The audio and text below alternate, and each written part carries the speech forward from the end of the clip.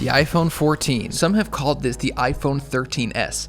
It is a solid phone with a great feel in the hand, but it begs the question, with very few features to distinguish it from its older brother, the iPhone 13, is the iPhone 14 still a good purchase 2 years later in 2024?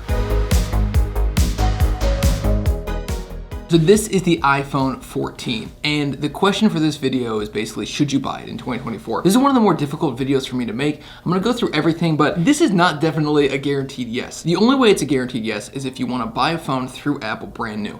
I would say this is probably one of the best options to go for. The 14, it's $599 through Apple's website. You can buy it brand new, you get all the stuff, Apple Care, everything, and you should be fine. The question becomes, if you want to get it used, should you buy this or something like an iPhone 13 Pro? So the budget versions of Apple's phones have gotten so good. They were already pretty solid, like the SE lineup I always liked, the mini lineup I've always been a fan of, but this phone, the 14, is also an excellent phone. This is the first phone of the budget phones to take it the step up to 6 gigabytes of RAM, which is insane to think that that's a positive, but here we are in 2024, so like 6 gigabytes of RAM from Apple is a good thing. But anyways, this phone has 6 gigabytes of RAM versus the 13 that only has 4. The other thing is that this has the OLED 6.1 inch Super Retina XDR display, which basically means that this is a Retina OLED display. They gave it all these fancy names, 800 nits of peak brightness, and then it also hits 1200 nits of HDR peak brightness, which, a side note, HDR content kind of annoys me. I don't know if anybody else feels like that, but it always kind of bugs me, especially when I'm watching my phone. It doesn't look that good. This has haptic touch, no 3D touch, which is always a bummer. The display is really good. It's quite a good display. Obviously, if you are somebody that has the issue where, I think it's called PDM or PDW, where you can't look at a constantly refreshing display, then obviously you can't go for this phone. There are other phones, and they're sort of running out of the iPhones that come with LCD displays that won't have that same effect on you. The overall design is very good. It's very similar to the 13 lineup, the 13 Pro lineup. The only difference is this is more of a matte texture on the side. This is obviously stainless steel, a glossy stainless steel back panel. I like the matte finish of this a little bit more, but the glossiness of this still feels nice. This is a very nice feeling phone. This doesn't feel cheap by any means. It does feel, weirdly, this phone is a lot heavier than this phone, and it's heavier, it feels a lot denser. The 13 Pro Max was a lot denser than the iPhone 14. I don't know if that's just in my head, but it does feel a little bit denser. I think it could be the extra camera lens and potentially some of the parts that are inside of it. The iPhone 14 features a 6.1 inch Super Retina XDR display with True Tone, HDR support, and up to 800 nits of max brightness. It also still features the remarkably powerful A15 Bionic. It has 2 rear cameras,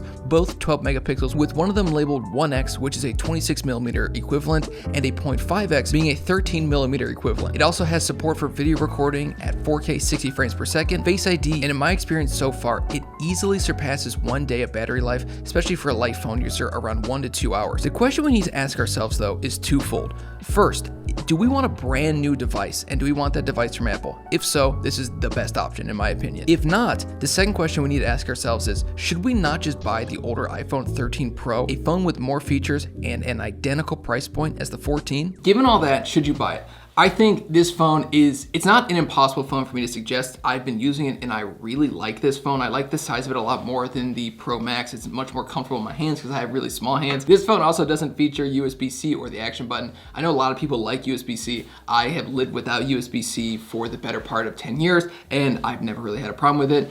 When I eventually upgrade to a 15 or 16, a phone with USB-C from Apple, that'll be nice. I only ever transmit photos or videos via AirDrop anyways, so that's never been a standout feature for me, but I know a lot of people really like that. So this question of should you buy it, it always comes down to how much money are you willing to spend.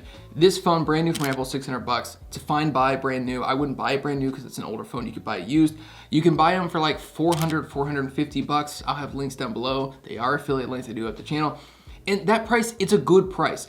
But the problem is the 13 Pro lineup exists, and this phone is basically this phone with a little bit less of everything. So it's got slightly worse battery life.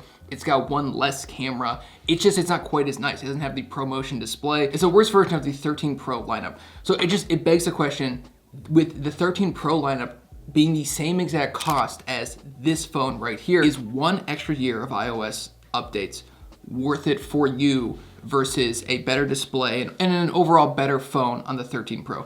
Is that worth it? Because the price basically is going to come out to be about the exact same. And that's a question that you have to ask yourself.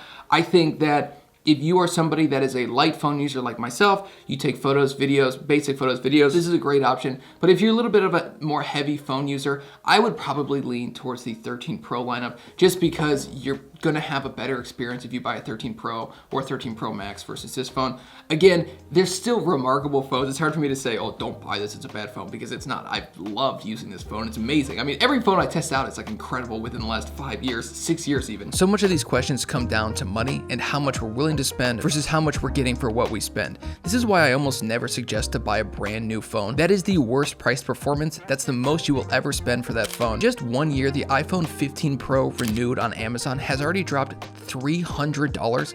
And so that means you're spending that additional $300, which means you get 1 extra year of support for $300. That is why I never suggest purchasing a phone new. I understand why you might want to not buy a phone used, which is why obviously buying the 14 brand new from Apple is a great option.